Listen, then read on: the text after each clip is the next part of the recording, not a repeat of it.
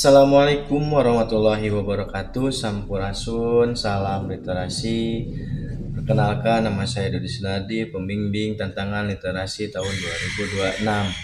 Pada kesempatan hari ini di bulan Februari saya akan melaksanakan tantangan yang berupa membaca cerpen atau membaca cerita pendek. Pada kesempatan hari ini saya akan menceritakan cerita pendek yang berjudul Badai yang Reda. Puluhan layang-layang yang berada di atas kepalaku terlihat seperti rangkaian burung-burung yang sedang berimigrasi. Angin pantai yang berhembus kencang membuat mereka terbang lebih tinggi, jauh lebih tinggi. Tapi tetap di bawah kendali kekangan tali kenur. Aku ingin seperti layang-layang. Walau beberapa orang yang kukenal mengatakan hidup seperti layang-layang tidak sepenuhnya bebas.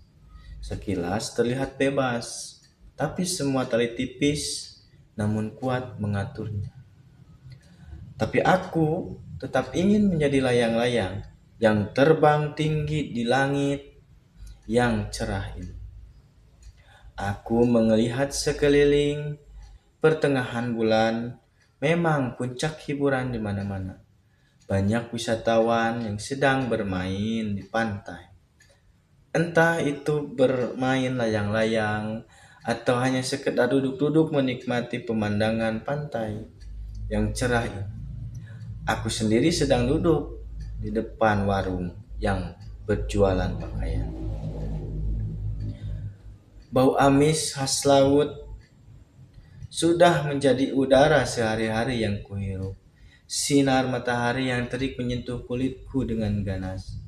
Tapi aku tetap bertahan duduk di luar kios.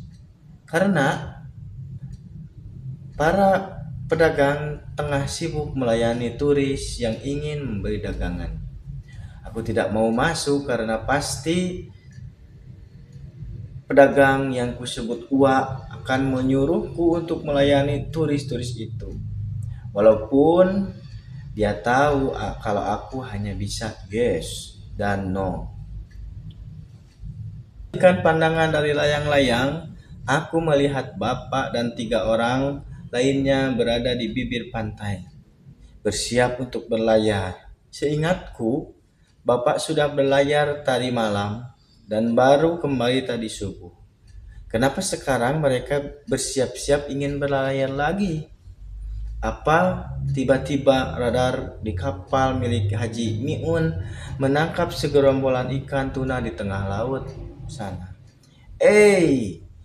Itu pemikiran bodoh. Satu-satunya alat canggih yang mereka gunakan adalah narudi nelayan yang sudah berpuluh-puluh tahun lamanya. Kakiku bergerak ke arah mereka. Angin berhembus sangat keras di telingaku. Dibesarkan di sisi pantai membuat aku memiliki ketakutan yang berbeda dari orang lain. Di saat orang lain ketakutan melihat keluarganya terombang-ambing ombak, aku merasakan hal yang jauh daripada itu. Aku takut membenci laut. Aku takut jika laut yang selama ini kuanggap teman berbalik menjadi musuhku dan melenyapkan segala yang kucinta. Bagiku, laut adalah rumah dan rumah adalah laut. Saat aku sudah berada di bibir pantai, bapak melambai padaku sambil tersenyum.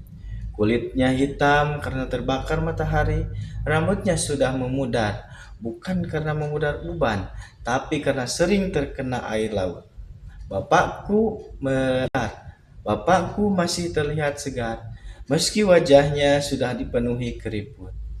Mata bapak yang berwarna hitam pekat tampak bercahaya saat melihatku, seperti air laut yang memantulkan sinar matahari. Aku selalu suka bapak yang tersenyum seperti itu, tapi entah kenapa kakiku bergetar melihat beliau sekarang. Bapak badeka laut deui. Bapak meletakkan jaring dan yang baru saja selesai dirapihkan ke dalam perahunya. Sanes jang. Iya, Pak Sudir ngajak ngusep.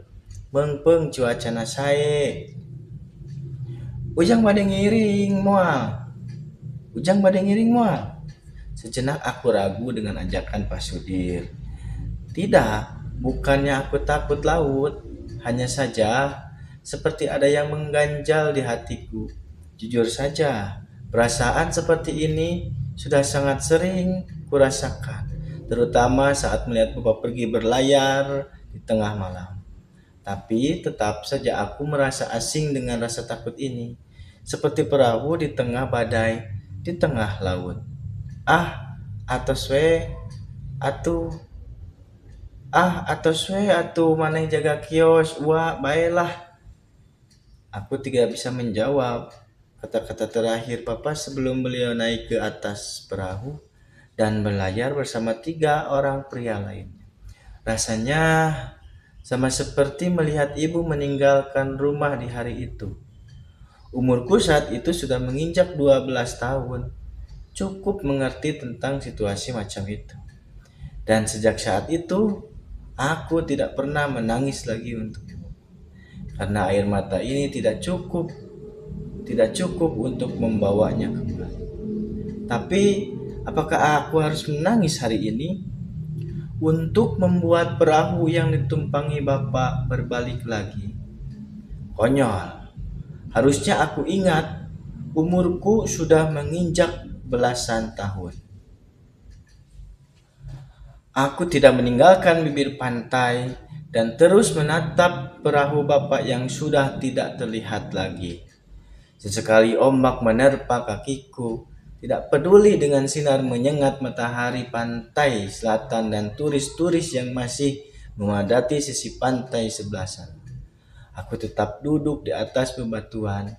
Sesekali aku tidak meninggalkan bibir pantai dan terus menatap perahu bapakku yang sudah tidak terlihat mata.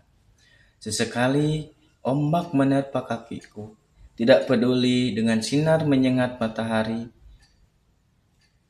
Tidak peduli dengan sinar menyengat matahari pantai selatan dan turis-turis yang masih memadati sisi pantai sebelah sana. Aku tetap duduk di atas bebatuan. Sesekali mataku menangkap keluarga yang asyik bermain air atau hanya duduk-duduk di atas pasir. Aku mungkin sama seperti mereka, jika tidak dibesarkan di laut, menganggap laut sebagai tempat yang menyenangkan. Tapi aku tidak bisa tertawa seperti itu. Sekalipun aku menganggap laut adalah rumah dan temanku, laut menyimpan banyak ketakutan dan kekhawatiran. Aku menutup mata, berdoa, sambil merasakan angin menerpa tubuhku dan ombak yang terus membasahiku. Kumohon kali ini pun jaga Bapak. Hari semakin sore, matahari pun sudah tidak seterik sebelumnya. Meski kekhawatiran itu masih ada, aku beranjak dari bebatuan dan berkembali ke kios Uak. Begitu aku sampai di sana, Uak langsung menyambutku dengan semprotan mulut bawelnya. Aku hanya menyengir, tidak mau melawan sekaligus menutupi kekhawatiranku. Aku baru merasakan lega kalau sudah bisa melihat Bapak kembali. Karena sudah tidak ada lagi orang bule yang mendatangi kios Uak, hanya turis domestik, aku pun mulai membantunya di kios. Aku hampir melempar uang koin 500-an ke wajah pembeli yang baru menyelesaikan membayar ini saat suara Uak tiba-tiba memekik keras di depan kios. Aku dan pembeli itu pun melihat ke arah luar, kemudian menghampiri Uak. Ternyata Uak tidak sendiri, ada Biiyah dan Mang Satya, penjual pakaian lainnya sekaligus tetanggaku juga. Suara naon eta? Saumur hirup nembe ngadangu suara ombak sapatos kitu. Ucapan Waimah ditanggapi 2 orang lainnya dengan heboh. Aku mengabaikan mereka dan memilih mendatangi pantai dari tempatku. Tadi di kios Uak suara radio dipasang keras-keras, jadi aku tidak bisa mendengar jelas suara yang Uak bilang. Benarkah suara ombak sekeras itu? Mataku memicing Kios ini tak jauh dari titik keramaian pantai. Oleh sebab itu, gua tidak pernah sepi pembeli. Keramaian di sana tak jauh berbeda dari beberapa saat lalu saat aku duduk di atas bebatuan. Suara teriakan bahagia terdengar sampai saat ini. Namun beberapa detik kemudian, teriakan bahagia itu menjadi pekikan ketakutan. Allahu Akbar, ombak, ombak, ombak. Teriakan itu bersahut-sahutan, gemuruh yang mungkin hanya didengar Wa Imas. Kini aku bisa mendengarnya juga. Orang-orang berlari ke arah kami, tidak, lebih tepatnya menjauh dari bibir pantai ke tempat yang sejauh mungkin. Tapi aku tidak bisa bergerak meski keadaan sangat kacau di sekitarku. Suaraku hanya tertahan sampai tenggorokan dan mataku hanya bergerak ke atas mengikuti gerakan ombak di atas kepalaku. Telingaku terendam, telingaku terendam, seluruh tubuhku bergerak mengikuti alur terhempas. Napasku terasa begitu perih dan itu menjulur ke semua bagian tubuhku. Papa! Dengan sisa kekuatanku, aku berucap pada diri sendiri di dalam kegelapan pandanganku.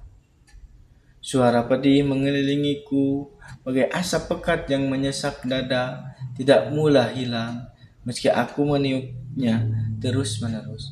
Tetap menyerang paru-paru, serapat apapun aku menutup hidung. Suara orang-orang bersahutan, saling berteriakan, seolah waktu terus mengejar mereka tanpa lelah. Mereka pun tak berhenti bergerak. Dalam kericuhan itu, kulihat sosok ringkih yang kusayangi berdiri dengan mata memerah di ujung sana. Aku tahu beliau menangis, tapi aku tidak bisa mendengar suaranya. Kaos belel yang ia dapat dari kampanye partai politik beberapa tahun yang lalu tampak basah kuyup. Begitu juga dengan celana kain hitamnya. Ia meremas topi yang tadi siang ia kenakan.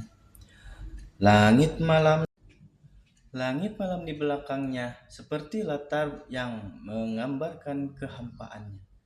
Dan aku hanya bisa berdiri sendiri di sini tanpa bisa mengucapkan kata atau bahkan menggerakkan kaki untuk mendekatinya. Kakinya yang gemetar, perlahan menekuk, berjongkok di depan sosok kurus yang terbujur kaku. Lalu seluruh tubuhnya bergetar tanpa terkecuali. Bapak terus menunduk, tidak mengucapkan apapun, dan lama-kelamaan aku bisa merasakan hujan membasahi tubuhku yang sangat deras. Seperti air mata Bapak yang tidak bisa berhenti. Tangannya menggapai-gapai sesuatu dengan isak tangis, pilunya memenuhi paru-paru.